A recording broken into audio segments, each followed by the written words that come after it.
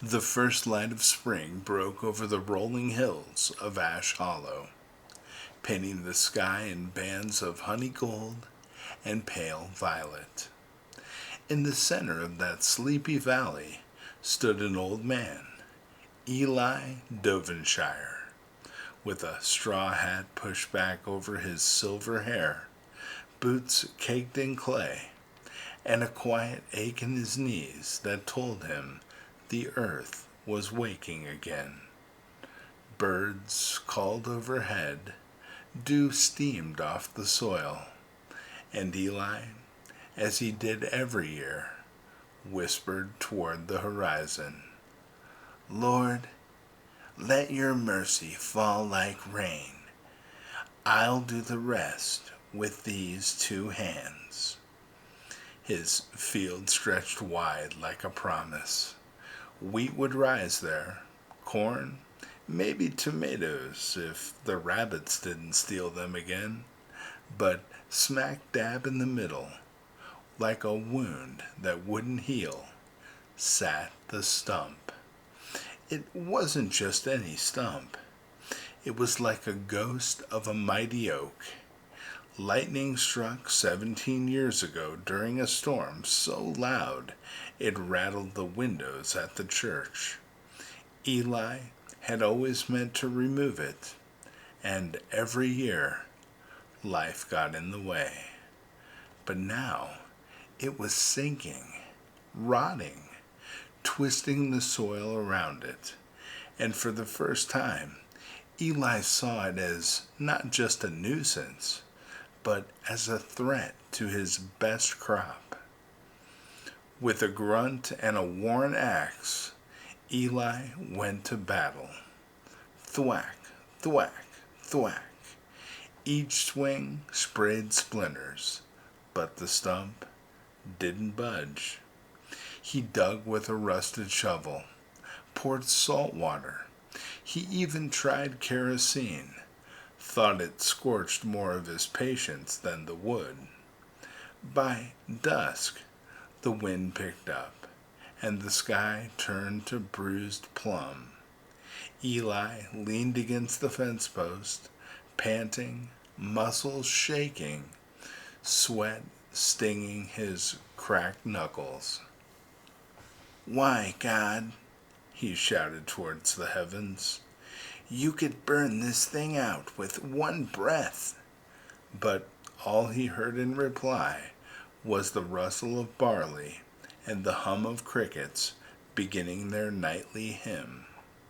He dropped to his knees, chest heaving, hands trembling, and whispered, "Why won't you take it away? I've done everything I know how. Everything." Weeks turned to months. Eli focused on what he could control: water, weeds, and watching. The fields began to green, but the patch around the stump seemed stunted, sickly, or so he thought. Then came the rains. 3 days of downpour turned the sky to pewter and the field into a mirror of puddles. When the clouds finally broke, the sun returned like a promise. Eli walked his fields to assess the damage, but something strange caught his eye. The plants near the stump were taller, thicker, greener than the rest. He furrowed his brow, bent low, snapped a leaf between his fingers. The scent was rich, sharp with life.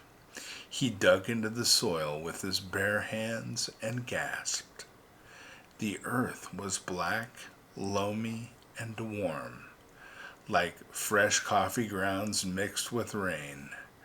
Deep inside, the stump had rotted into compost, feeding the soil around it better than any store-bought fertilizer ever could. And what he had seen as ruin was secretly becoming renewal. That evening, Eli sat beside the stump in silence, watching fireflies dance in the twilight haze. He pulled out a pocket-sized journal and wrote 5 trembling words. God was working underground.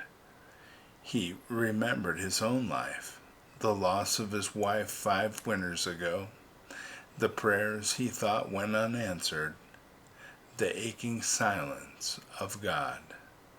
But here, in this broken stump, was an answer, not in thunder and not in miracles, but in slow, sacred decay that gave life to everything nearby. He brushed dirt from his palms and looked at the stump with new eyes, not as something ugly, but as something used. 2 days later, Eli carved a small cedar plank. He nailed it to a stake and drove it into the ground beside the stump. The letters were crude but clear. God doesn't waste the broken. Neighbors asked about it. Visitors paused to read it, and Eli would always smile, tip his hat, and say, "Let me tell you about the stump that taught me more about Jesus than any sermon ever did." Sometimes what we pray for God to remove, He intends to redeem. And that unanswered prayer, the delay you're experiencing, that broken part of your past that just won't leave your mind, it might be the very root of your next harvest. The Lord is near to the brokenhearted and saves the crushed in spirit. Psalm 34, verse 18. You're worth it, my friends. Have a beautiful day. God bless you.